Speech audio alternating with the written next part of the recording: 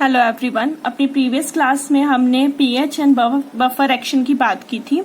अब हमने उन्हीं बफर का पीएच क्या है, कैसे है, उसे फाइंड आउट करना है।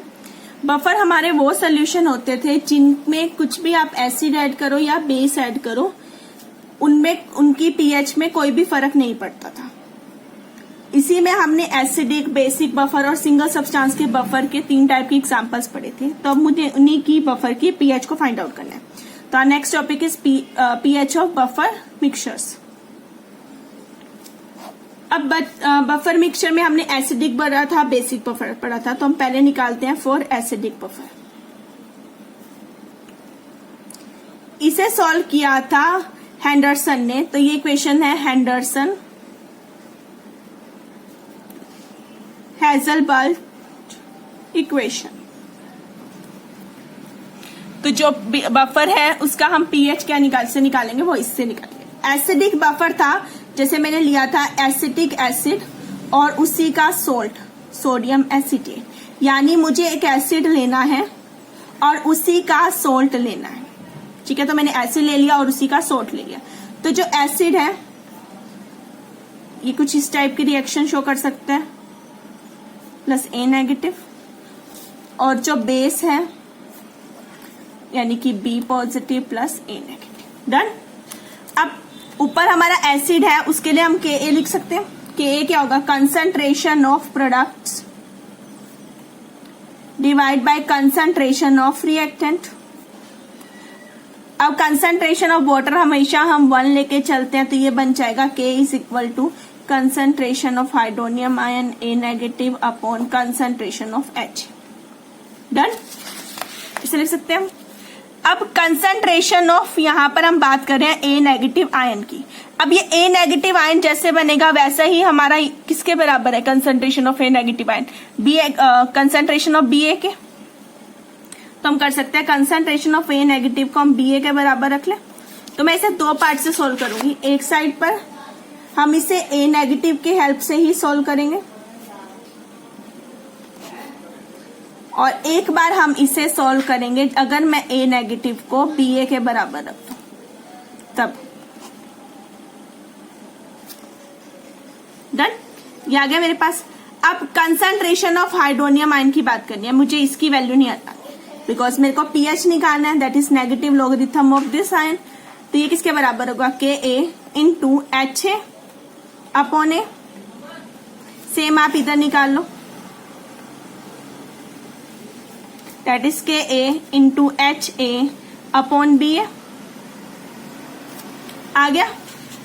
अब इसकी बात करते हैं H A upon A negative या H A upon B A. मेरे पास ये दोनों टर्म है। अब देखो ये चीज क्या है, एच ए मेरे पास क्या है, एसिड, और बी ए मेरे पास क्या है, सोल्ट। तो मैं इसे लिख सकती हूँ acid upon salt. Concentration of acid upon salt. ये चीज क्या है मेरे पास, ये ऊपर वाला तो एसिड ही है, नीचे वाला क्या है, उसका बेस, जो नेगेटिव बात बना वो क्या, उसका कंजुगेट बेस। डन। अब मुझे तो पीएच निकालना है, यानी इसका negative logarithm take log on both side.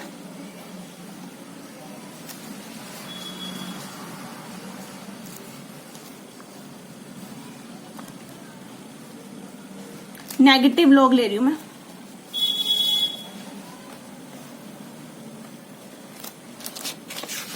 ये आ गया minus logarithm of H3O positive ion is equal to, अगर मैं इस वाली साइड पे लॉग लगाऊंगी तो ये minus log of K A minus log of this, log of acid upon base. मैंने इसे अभी सॉल्व नहीं किया, मैंने इसे एज सच रखा। डन। सेम इधर लेंगे तो ये बनेगा minus negative logarithm of H3O positive ion which is equal to minus log of K A minus log of acid upon salt. Done.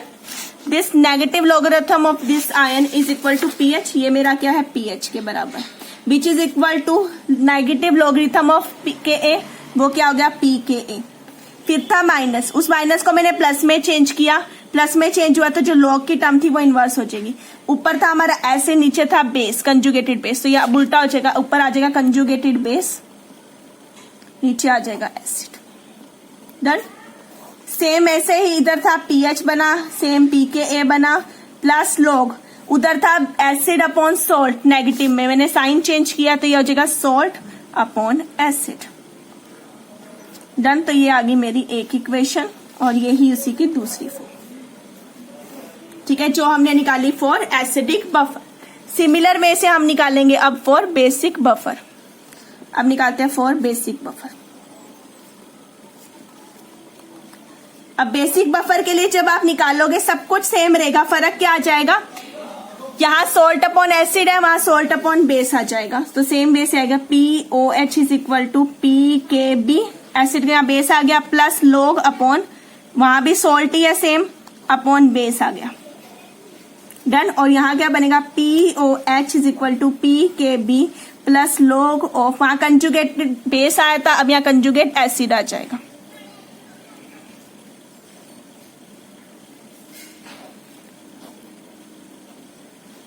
और जहां बेस एसिड था वहां पर क्या आ जाएगा, बेस। तो अब हमारे पास ये वाली इक्वेशन आ गई। डन। ये आ गई फॉर बेसिक बफर। डन। अब दोनों के लिए निकाल ली हमने। अब हमें पता है pH प्लस POH, ये हमारे पास क्या है 14। ठीक है, ये दोनों की वैल्यू हमारे पास क्या है 14। तो आप यहां से भी इसकी वैल्यू को क्या कर सकते हो, फाइंड आउट कर सकते हो। तो किसी एक की वैल्यू निकाल लो। मैं OH की निकाल देता, ठीक है, 14 माइनस pH। ठीक है, pH आपने अभी निकाला है, आप यहाँ पर उसकी वैल्यू को पुट कर सकते हो और यहां से सोल्व कर सकते हो। नहीं तो आप इसे यहाँ पर डायरेक्ट इस फॉर्म में भी ले सकते हो, या फिर आप pH में यहाँ पर वैल्यू को पुट करके तब भी आप इसे सोल्व करके ले सकते हो। ये एक तरह से हमारा क्या 14 क्या होता है, pKw की वैल्यू, ये pKw की वैल्यू होती है, वो वैल्यू हमने यहाँ पर रख ली, और pH की। तो जस्ट सिमिलर वे से जब आप इसे सोल्व करोगे आपके पास यही इक्वेशन वापस आ जाएगी। डन। तो ये हमने निकाल ली Henderson Hasselbalch equation for acidic buffer and basic buffer. अब इसी में एक टर्म आती है हमारे पास बफर कैपेसिटी, या बोलते हैं इसे हम बफर इंडेक्स, एक ही टर्म है। अभी बफर कैपेसिटी या बफर इंडेक्स क्या होता है, ये होता है हमारे पास number of moles of acid और बेस, जो भी आप ले रहे हो, बेसिक बफर या acidic buffer, added to 1 litre of buffer, कितने वो ऐड किए, divide by change in pH। तो बफर कैपेसिटी हमारे पास क्या है, ये रेशो है number of moles of acid और base added to 1 litre of buffer to the change in buffer pH। ठीक है, उसमें कितना चेंज आया, इन दोनों की जो रेशो होगी उसे हम क्या कहते हैं, उसका बफर इंडेक्स या बफर कैपेसिटी। ठीक है, ऐसा नहीं कि बिल्कुल चेंज आएगा, हल्का सा वो चेंज आता है, उसी की रेशो को हमने बोलना है उसकी बफर कैपेसिटी। ठीक है, ये वीक एसिड और वीक बेस के लिए वैल्यू क्या होती है, मैक्सिमम होती है। अब हमने बफर तो पढ़ लिया, उसकी pH भी निकाली। अब इन बफर को हमें यूज कहाँ करना है, यानी इसके यूज या इंपॉर्टेंस की बात करते हैं। तो next topic is importance of buffer solution. अब बफर सोल्यूशन को हम कहाँ कहाँ यूज करते हैं, सबसे पहले तो इन बफर सोल्यूशन को हम अपनी लैब में यूज करते हैं इन एनालिटिकल केमिस्ट्री। आपने सेकेंड ईयर में पढ़ोगे इनऑर्गेनिक एनालिसिस।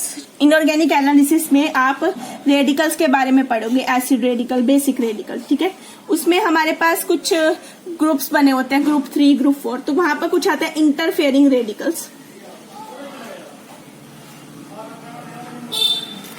इसे आपने थ्योरी में पढ़ना है अपने सेकेंड ईयर में, प्रैक्टिकली इस चीज को आप अपने थर्ड ईयर में करोगे भी।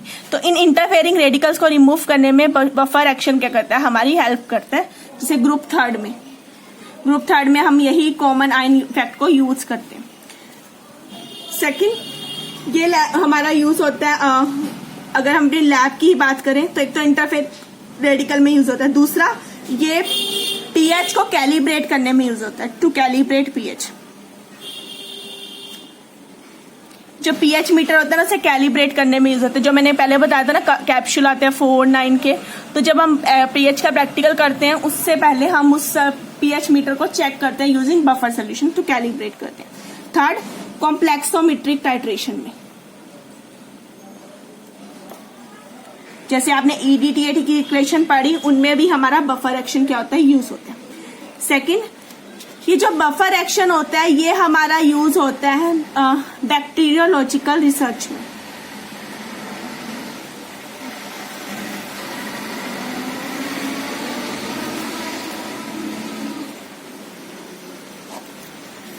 जो भी हमारे बैक्टीरिया ग्रो करते हैं, जैसे बायो वाले स्टूडेंट्स को पता होगा, बैक्टीरिया ग्रो करने के लिए उन्हें पर्टिकुलर एक पीएच मेंटेन करने के लिए सोल्यूशन में रखते हैं, तो वहां पर हमारा पीएच बफर सोल्यूशन का यूज होता है, ठीक है, for grow of bacteria.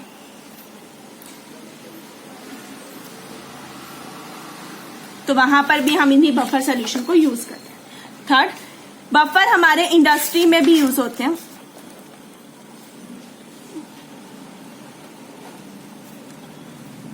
Industrial processes में बफर को यूज किया जाता है, फॉर एग्जांपल इलेक्ट्रोप्लेटिंग, उसके लिए हम बफर को यूज करते हैं। फूड जो प्रिजर्वेटिव्स होते हैं उनमें यूज करते हैं।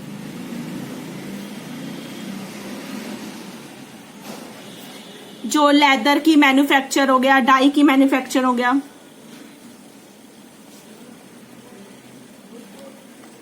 फैक्चरिंग ऑफ डाई, लेदर, इन सब इंडस्ट्रीज में से यूज किया जाता है। यहां पर भी हम क्या यूज करते हैं, बफर को यूज करते हैं। इसके अलावा बफर हमारा जो बायोलॉजिकल प्रोसेसेस है उनमें यूज होता है। बायोलॉजिकल प्रोसेसेस, जैसे अगर हम बात करें हमारे ह्यूमन बॉडी की, हमारी जो बॉडी होती है इसका जो ब्लड का पीएच होता है वो नॉर्मली होता है 7.4। ये पीएच है ऑफ ह्यूमन ब्लड, ठीक है।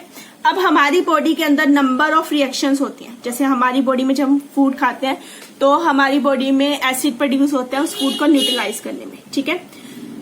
तो अगर बफर एक्शन ना होता तो उसकी वजह से हमारी बॉडी का जो पीएच है वो हर बार चेंज होना चाहिए था ब्लड का, बट ऐसा नहीं होता।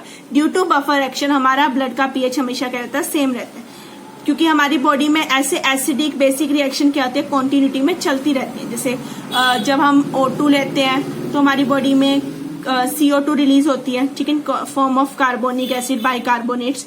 तो बॉडी में ये बफर एक्शन कॉन्टिन्यूटी में चलते रहते हैं। इसकी वजह से हमारी बॉडी का जो पीएच है वो हमेशा रहता है, मेंटेन रहता है। क्लियर? तो ये था हमारा बफर एक्शन कि उसका हम पीएच कैसे निकालेंगे बफर्स का, और उसकी कुछ इंपॉर्टेंस। अब इसी पार्ट में कि इस टाइप के जो पीएच है इस पे किस टाइप के न्यूमेरिकल आते हैं, अब एक बार हम उसे डिस्कस करेंगे।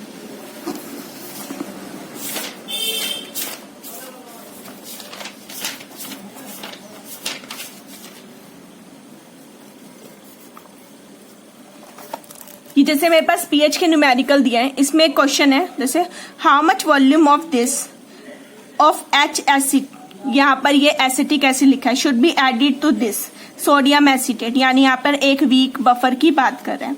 If you want to prepare a buffer solution of this pH given pKa value आपको गिवन है। अब मुझे क्या क्या गिवन है मैं वो लिख लेती हूँ। मुझे यहाँ पे गिवन है 0.1 मोलर एसिटिक एसिड सोल्यूशन और इज एडिड, तो इसकी वॉल्यूम मुझे निकालनी है, और दूसरे की वॉल्यूम दी है मुझे 50 ml 0.2 मोलर सोडियम एसीटेट। इन दोनों को मिला के एक बफर बनाना है। उसका बफर का पीएच आएगा मेरे पास 4.91 और जो pKa वैल्यू गिवन है वो मुझे 4.76 गिवन है।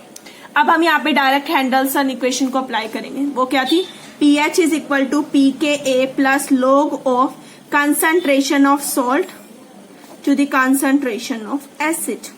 डन। pH आपको कितना गिवन है लिख दो 4.91, pK कितना गिवन है 4.76 प्लस log आपको किसकी वैल्यू निकालनी है, इसकी।